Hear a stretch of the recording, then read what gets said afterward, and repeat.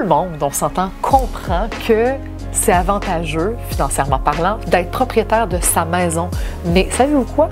Surprenamment, là, très peu d'entrepreneurs se lancent à être propriétaires de sa propre bâtisse dans laquelle ils opèrent leur entreprise. Dans ce podcast-là, c'est pas compliqué. Je vais vous expliquer pourquoi vous devriez être propriétaire de votre local commercial ou de votre bâtisse commerciale, mais surtout comment vous pouvez devenir propriétaire, qu'est-ce qu'il faut faire, combien ça coûte, comment être accompagné et quoi regarder. Écoutez ce podcast-là, je vous raconte tout ça.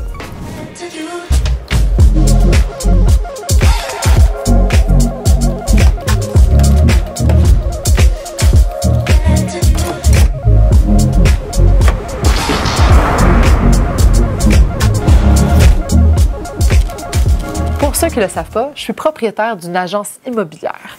Dans notre agence immobilière, on a plusieurs succursales. Savez-vous quoi? Je suis propriétaire de, 1, 2, 3, 4. Je suis propriétaire de 4 emplacements et locataire, malheureusement, du 5e. OK? Il y en a un seul que je loue. Hey, puis savez-vous combien est mon loyer? Je capote. C'est sûr qu'à la fin de mon bail, je ne suis plus locataire puis j'ai acheté ailleurs. Ça me coûte 8 000 $ par mois, juste avoir de loyer pour ce point de service-là uniquement. En loyer, 100% de cet argent-là, je ne la revois plus. Et je suis propriétaire des 4 autres emplacements. Thank God! C'est pas donné, ça coûte cher. L'hypothèque, les taxes, les frais de condo, il y a certains que ce sont des copropriétés, mais essentiellement, ces propriétés-là, ces bâtisses-là se remboursent quand même assez rapidement. Puis savez-vous, c'est quoi qui est magique dans tout ça? Chacun de ces 4 emplacements-là, j'ai réussi à les acheter avec un gros 0% de mise de fonds. La banque me les a financés à 100%, uniquement, simplement parce que je suis une propriétaire opérante. Si tu opères une entreprise, que tu as besoin d'un emplacement pour opérer ta business, puis que tu as des états financiers qui se tiennent à montrer à la banque, je vous confirme que vous pouvez acheter votre local ou votre bâtisse commerciale avec 0% de mise de fonds. Je vais vous expliquer comment faire. Mais avant toute chose, je vais vous donner 3 raisons du pourquoi tu devrais être propriétaire de ton local. La raison numéro 1, est bien simple. Écoute, je ne vais pas réinventer la roue. Dans le même principe que pour ta maison personnelle, tu es peut-être sûrement propriétaire de ta propre résidence. Au lieu de jeter un loyer par les fenêtres, de donner ça à un propriétaire, de donner ça à 100% à quelqu'un que tu ne connais pas. C'est ton propriétaire, c'est lui qui rembourse sa bâtisse. Bien, crème, tu peux le faire sur toi-même, ton propre actif. Les premières années, c'est sûr, ça coûte un petit peu tout le temps cher. Ça coûte plus cher, mais plus le temps passe, bien, plus tu vas être gagnant. Parce que, souvenez-vous, juste la base, j'en parle souvent quand je parle d'investissement immobilier. Avec le temps, qu'est-ce qui arrive avec ton loyer si tu es un locataire? Il augmente. Et puis en loyer commercial, croyez-moi, tabarouette, quand ça augmente sur un solide temps. Les taxes commerciales, je ne sais pas si vous savez, quand le propriétaire se fait augmenter ses comptes, il ne se gêne pas d'augmenter votre loyer. Fait qu'avec le temps, votre loyer va toujours augmenter, puis ça, vous n'y échapperez pas.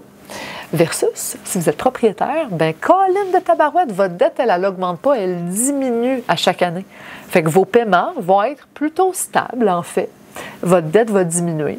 Puis, vous allez éventuellement vous ramasser avec une bâtisse payée, libre d'hypothèque qui vous coûte 0 et qui a pris de la valeur. Ça, c'est ma raison numéro 1 pourquoi tu devrais acheter ton local commercial. Maintenant, raison numéro 2. Tu contrôles ton environnement d'affaires. Quand on est en business, vous faites toutes des prévisions. Je veux dire, moi, personnellement, je fais des prévisions annuelles pour mes entreprises.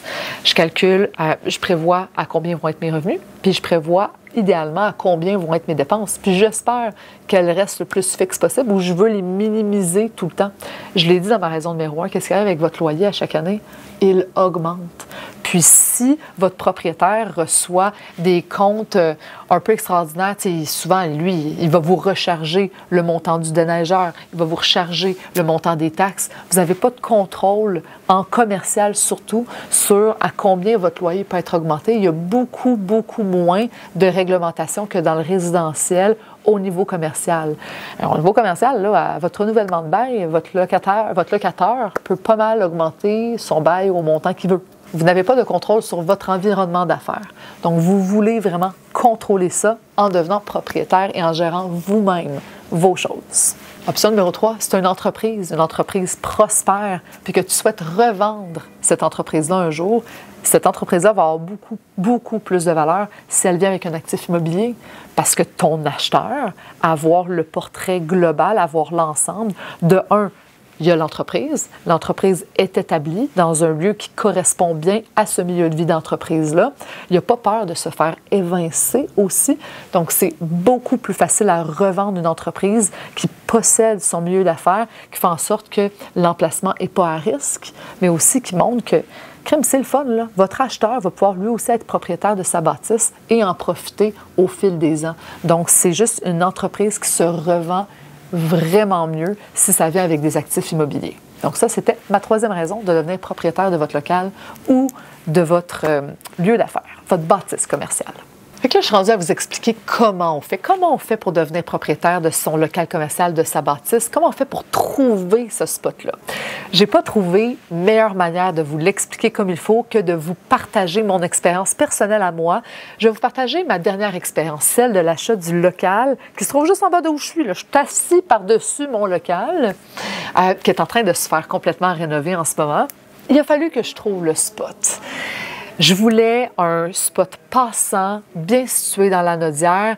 Tu sais, c'était important de trouver là, un endroit où les gens circulent pour que mon commerce, mon agence, ait la meilleure visibilité possible.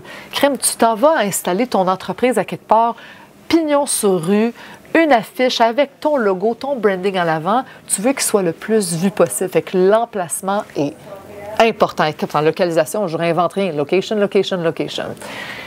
Premièrement, c'est ça. Après ça, là, pour des locaux commerciaux, là, tu vas presque jamais trouver ça en regardant les enseignes à l'extérieur. C'est bien rare que quelqu'un qui vend un local commercial ou une bâtisse commerciale mette une enseigne.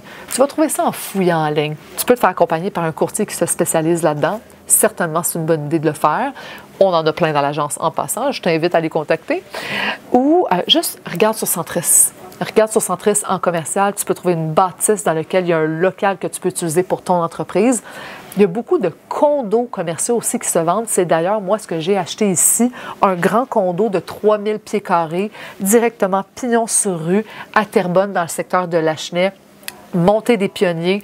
Pourquoi j'ai choisi, moi, cet emplacement-là? C'est parce que, écoute, Lachenay, Montée des Pionniers, tu es littéralement à l'entrée de la Naudière. Fait que moi, c'est vraiment un bureau qui est là, qui va vraiment s'asseoir à l'entrée de notre région, dans lequel on a d'autres points de service. Mais c'est proche de l'est de Montréal, c'est proche de l'est de Laval, c'est proche du secteur Repentigny, l'Assomption, puis plus loin dans la Naudière, mais c'est aussi proche de Terrebonne-Mascouche. Fait que c'était un bon pivot pour tous les endroits où les courtiers immobiliers de l'agence travaillent. Fait que, tu sais, tu dois trouver la bonne place pour desservir la clientèle de ton entreprise. Ça, c'était la première étape. Après ça, une fois que tu as trouvé ton local, là, que tu as trouvé la bonne place, bien là, c'est clair que tu fais une offre d'achat. Hein? Dans ton offre d'achat, c'est très important que tu mentionnes que tu dois faire les vérifications pour pouvoir... Les vérifications nécessaires auprès de la ville, entre autres, pour confirmer que tu as le droit d'exploiter le type d'entreprise, le type de commerce que tu veux à cet emplacement-là précisément.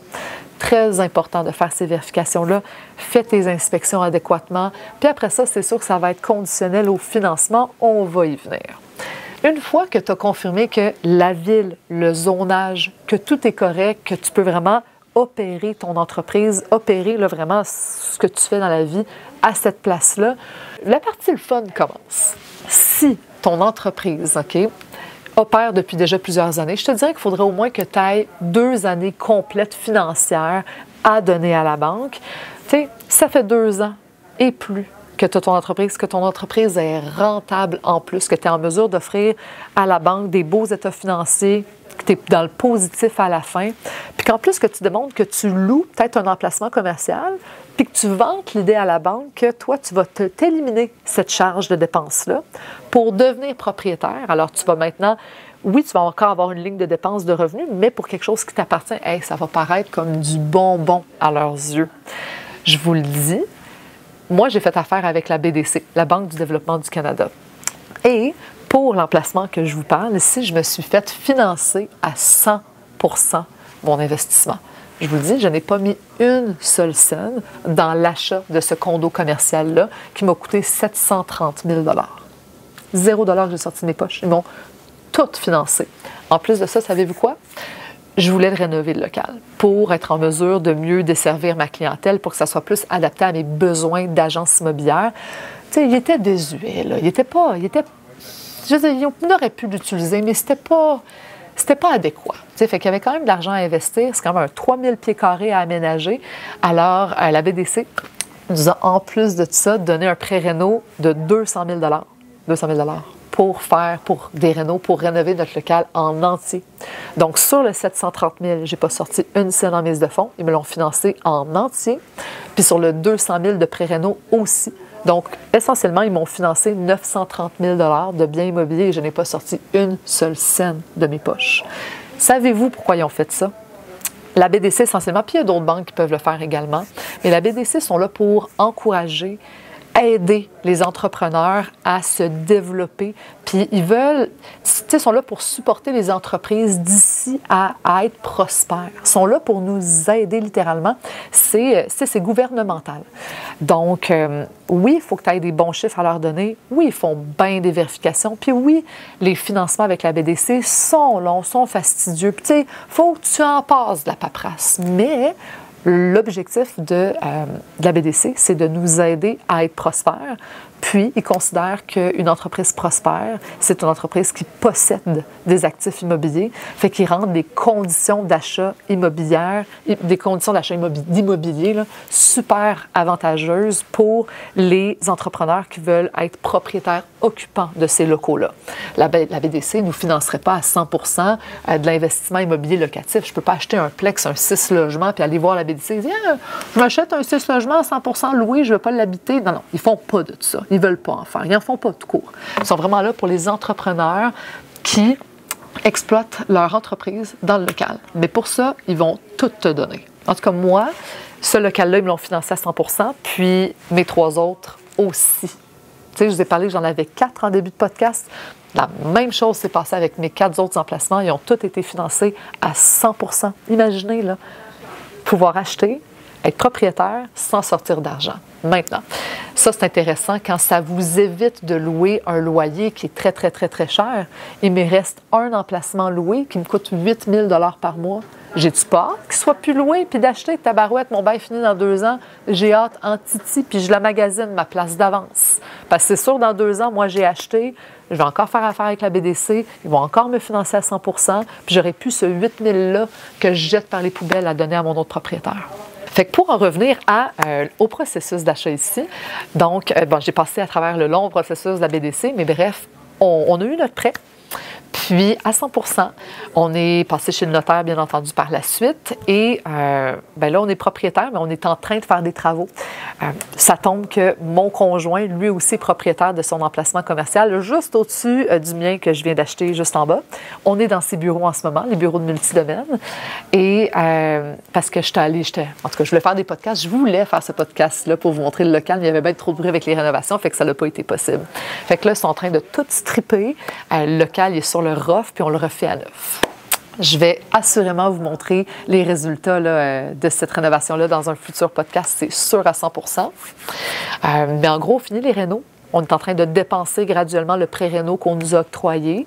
Puis ça va faire en sorte qu'on va pouvoir fermer le bureau loué qui est à Repentigny pour ouvrir la Schneck qui est juste à côté. Repentigny coûte ça aussi, le 8 000 $ par mois. Là. Fait qu'on va s'éliminer cette dépense-là. Puis ça va être uniquement là, des dépenses d'hypothèque, de taxes et de frais de condo, bien sûr, du local ici. Mais essentiellement, on est propriétaire. Puis dans 20 ans, parce que notre prêt est sur 20 ans, ça va être complètement remboursé. Puis on va pouvoir juste surfer sur ça.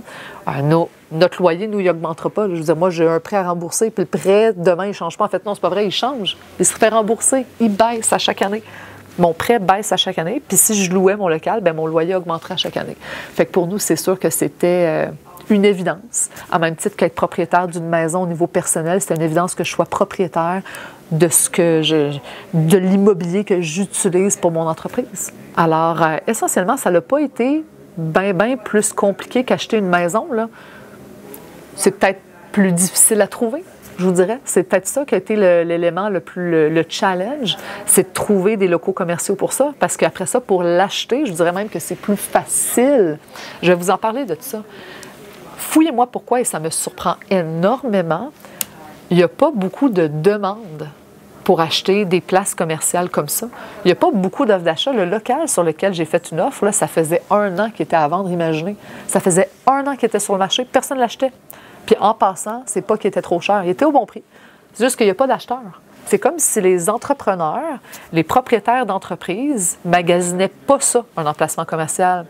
Donc, le marché est plus favorable aux acheteurs. Vous pouvez négocier. Vous n'avez pas de compétition. Il n'y a pas de surenchère. Fait que normalement, c'est relativement facile à acheter, plus facile qu'une maison, en tout cas dans le marché actuel. Alors, il n'y a pas de raison que vous ne regardiez pas à devenir propriétaire de votre emplacement commercial à partir de maintenant. Là. Si je ne vous ai pas assez donné de bonnes raisons, écrivez-moi en commentaire, m'en trouvez d'autres pour vous convaincre de le faire. J'espère tellement que si tu es un entrepreneur et que tu m'écoutes aujourd'hui, puis que tu le sais que tu as une business rentable, que tu t'es senti interpellé, puis que tu vas au moins passer à l'action, puis commencer à regarder, à acheter prochainement, peut-être, dans pas trop longtemps, un bien immobilier dans lequel tu peux opérer ton entreprise. J'espère que le message a passé, que ça va faire une différence, puis que c'est un game changer dans votre entreprise. Ça va changer votre vie, je vous le garantis. Si vous m'écoutez ici aussi, c'est parce que, vous le savez que je fais de l'immobilier, que je vends des maisons, pour l'instant juste résidentielles. Et j'ai dit pour l'instant pour une bonne raison. Je viens de finir mon cours d'immobilier commercial et je viens juste de passer mon examen, là, OK? Alors, je devrais avoir mes résultats pour avoir mon permis commercial sous peu. D'ici le prochain mois, je vais avoir là, ma licence commerciale. Alors, je vais pouvoir vous aider dans vos projets commerciaux, multilogements, dans le fond, tout ce que vous voulez acheter en immobilier, soit en résidentiel ou en commercial. Je vais être là pour vous aider. J'ai bien sûr une équipe là, qui est là pour m'accompagner. Pas compliqué, on est tous allés faire notre permis commercial. Toute l'équipe est grillée, résidentiel, commercial, that's it, on est prêt pour vous. Alors, n'hésitez pas à nous contacter si vous avez des besoins dans ce sens-là. Et je vous invite aussi à liker, commenter et à vous abonner à ma chaîne. Oh baby,